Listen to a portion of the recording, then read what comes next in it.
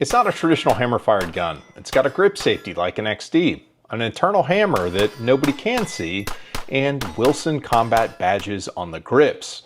The Bulwark is Wilson Combat's attempt to carve out a completely new lane in the carry gun market. Whether they actually succeeded, that's what we're here to find out. When Wilson Combat announced this pistol, I genuinely didn't know what to make of it, and the gun nerd in me had to get my hands on one. At $1,900, it's more attainable than most Wilson Combat pistols, but it's still a lot of money considering it's competing with $600 guns like Glocks. So the real question isn't really what this gun is, but whether or not Wilson Combat actually pulled off something new, or just built a very expensive solution to a problem that nobody had. The Bulwark is an internal hammer-fired gun with a sliding style 1911 trigger with a trigger safety that you don't notice while shooting. It's drop safe as it has a firing pin block that is activated off the grip safety on the back and not the trigger pull like a simple manual arms gun like a Glock. But the gun does fit in Glock holsters, fitting reasonably well in a few of my old Glock holsters that I tried. It's not 100%, but it is close enough, and probably some of the more precision Glock holsters won't accept it. The gun has more heft in hand than a polymer striker file gun because it's made out of aluminum and weighs 30 ounces unloaded. That's still light enough to be carried comfortably, but gives a little bit more heft when you're trying to steady up on a target and aim. And it's got a chassis system like the P320 or Springfield Armory Echelon, which promises future modularity and aftermarket grip support or potentially first-party grip support. But in the era of everything excepting Glock mags, Wilson Combat chose to make their own magazines, which cost $55. And I honestly understand why, because the grip could not be as small as it is with the grip panels if they had opted for the wider Glock mags and keep the 1911 grip angle. They kind of had to use a different magazine. And it's got a 1911 style slide stop. It's not a 1911 slide stop, it just kind of looks that way. And interestingly, it's got a locking block system similar to something like you'd see in a Beretta 92, but it's got a locking block that's not attached to the frame. It's not a product that I would have imagined Wilson Combat would have come up with just based on kind of the types of products that they offer. But it leads to the obvious question of, does it perform and is the trigger as good as something like a 1911? Before we get there, the Bulwark did think about being a pistol with an optic as a primary sight, but pulled up just a little bit short. The multi-optic cut that allows you to direct thread optics into the slide, but still has removable steel inserts that allow you to use 3 different optic footprints is a really good design. I'm a big fan of that. But if you look at the cut's just not quite deep enough and the sights aren't quite tall enough. The optic on the gun is the Lux Tactical Sky Warrior. It's a 2 MOA, 42 MOA circle multi-reticle thing. You can pick different reticles.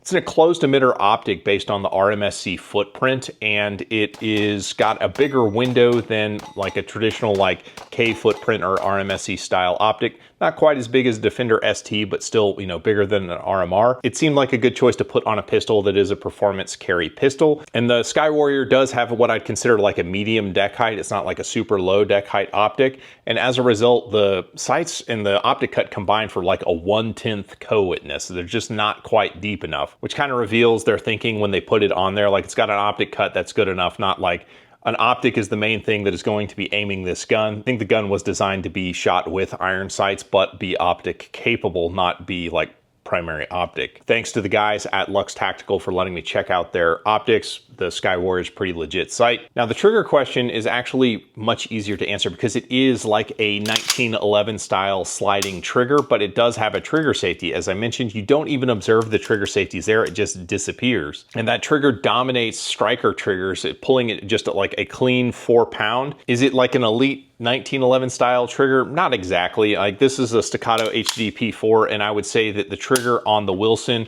is pretty similar, pretty comparable to that. If you've ever put your hands on a Staccato HD series pistol, that's about what you can expect from the Bulwark. It's not as crisp and clean as like an elite 1911 trigger, but it is way better than a striker trigger. Now the performance angle is gonna be tougher to get at because this is a loaner gun that's on loan from Wilson Combat, so I can't do stuff like neglect it and wear it out and, you know, carry it for, you know, a few months and just see how the thing stacks up, because as of the time I'm making this video, these things aren't really available yet. So all I can do is kind of take it to the range and see kind of how I feel and how the gun actually performs. And off the jump, the 1911 grip angle is familiar enough that I could immediately return the gun from recoil without too much in the way of slide dip. I've already spent time zeroing this gun, and it's kind of interesting how it shoots. The grip safety pushes into your hand a lot.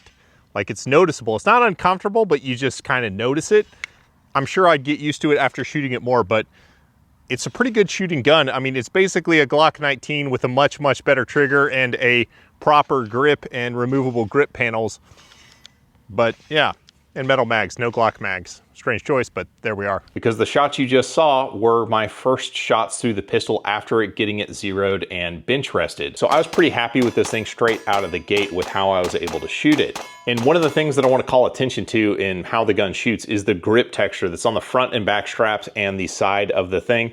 Everyone wants like the little spiky things, but I'm actually a fan of coarser grip texture because I feel like when you put a good squeeze on it, your flesh kind of flows into the depressions in the grip, and that really locks the gun in your hand, and it's not abrasive in the same way that like having a really spiky grip texture is, and that's what this brick style grip texture is on the gun. Now, if you watch the channel, you know what's coming next, because they left grip texture out of the most critical part on the gun, and that is above the magazine catch. And my thesis for that is because right there is where your support hand resists the turning of the gun in recoil. And while there is texture on this part of the grip, it's mostly aesthetic. It's not really functional. So as good as that grip texture is at the bottom of the grip, if it had just a bit more so that with a high modern grip, your palm has something to bite onto to resist the gun rotating, I think that it would be a real winner. But even without that, it's still, you know, pretty good. Accuracy, when I group this, it looks promising. Now, if you've ever bench rested guns, you know you've got good days and you've got bad days. Didn't have a particularly good day when I had this gun out. Shooting the Wilson Combat JHP 115s, I was able to print this group. You can see 4 X's there, which is good, but you see the flyers, and I think that's just my ability to aim it. My eyes just weren't into it that day. Now, when I shot my Buffalo Creek 124s, which shout out to Buffalo Creek, they keep the guns fed on the channel, the accuracy actually opened up a bit. That's not unusual that a projectile doesn't mate with like every single barrel. Like, while this gun liked the 115 jacketed hollow points, it didn't like the 124s as much. Here's some chrono data, just giving you some ammo velocities for some off-the-shelf loads. This is collected in my app that I'm developing called Carbon Buildup. And if you want to learn more about Carbon Buildup, you can find it on the website carbonbuildup.app. We'll be entering open beta soon. It's going to be pretty cool. I think you high burn guys are going to love it. Practically shooting the gun, I think it's a very capable gun. Here's me hammering a C-zone steel at 25 yards with no problem.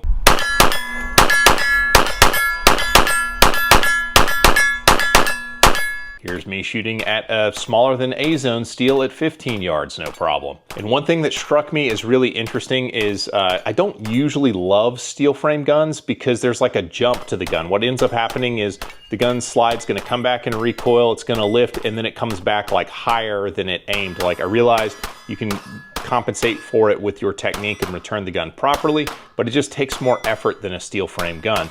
And what I found is that this gun actually behaves more like a steel frame gun, possibly because of the chassis system that's inside the grip there, just brings some of the weight down to make the gun behave almost like a steel frame gun. And I honestly really like that about the gun, that it behaved almost like a steel frame gun despite being as lightweight as an aluminum gun. That said, I never got completely fluent on the pistol the few times that I had it out. I never felt quite comfortable hammering like 15 splits or anything on this thing. I just didn't feel like I could maintain accountability to the hits.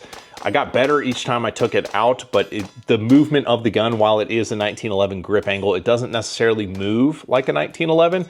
And I just never quite got there on the getting the trigger down. I mean, I was doing stuff, you know, sub 20 splits, no problem, but you know, as fast as I can move the trigger, I wasn't able to quite get there. But shooting this gun, I am pretty positive on how the gun shoots. It does a really good job doing what it's trying to do, despite being a little bit unconventional at first blush. But is the gun perfect? No, no gun's perfect. And these are the things that I saw as negative. Some of them you're gonna laugh at and be like, that's not really a negative. And some of them you'll be like, yeah, okay, I get it. So the slide stop is a slide stop in the truest sense of the 1911 word, because you can't get your support hand thumb onto it. And if you're a lefty, you're just straight out of luck, because you're gonna end up dropping the slide stop if you like to release the gun out of battery with the slide stop with your support hand thumb, just like a 1911. We already did to death the traction above the magazine catch. I feel like that's a miss on every pistol that doesn't, maximize the traction in this area of the gun. The $55 magazines are a big hit. Like $55 is how much a 2011 magazine costs. This isn't a 2011. Now, granted, it is a premium pistol like a 2011.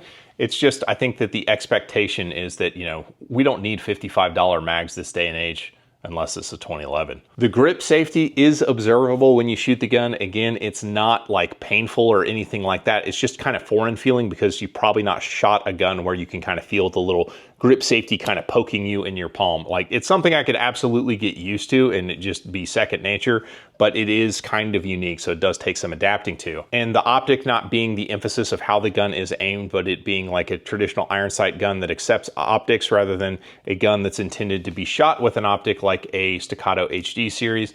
I feel like if it's going to be a modern pistol, the optic should be the primary star of the show, not the iron sights. Now, that all said, I do think the Bulwark sits in kind of a unique position to sort of bridge the gap between striker simplicity and hammer-fired gun precision and performance. If you want hammer-fire surety and when doing administrative gun handling, which is what I prefer and why I don't favor striker pistols, then when the gun is cocked currently, you can see that without pressing the grip safety, that thing's not going to go off, but you press it in just a little bit and it goes. So if you keep your thumb off the grip safety when you're doing your administrative gun handling, you can get it into the holster and the trigger absolutely won't go off. And that is awesome. I said it before and it's absolutely true. The more I messed with the gun, the more I got used to it, the more I liked it. Because initially when I first saw it, I thought it was kind of unique looking. I wasn't quite sure what to make of it.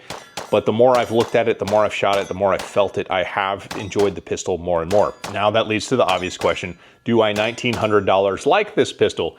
And for me, that answer's not quite yet, because I'm a big guy. I can get away with using a 2011 for everything. Like I use a 2011 Commander as my carry gun. So for me, I don't need something in the Glock 19 size profile. Like it's kind of nice to have, but it's not essential for me necessarily. And I just wouldn't use the gun as like a, recreational range shooting or competition gun for me, because as good as this gun shoots, like a full-size steel 2011 is still going to be a little bit easier to manage, to having a bit longer grip, having, more area for me to get my palm on to control and recoil. I'll just get better results from a bigger gun. So I don't necessarily have the use case where this thing makes sense, but I absolutely see it. And I think a lot of people will really enjoy what this gun is offering. Is it worth $1,900? Now that's a value question and that's subjective as it sits right now, because it's simultaneously competing with like $2,000 2011 style pistols and $600 duty pistols.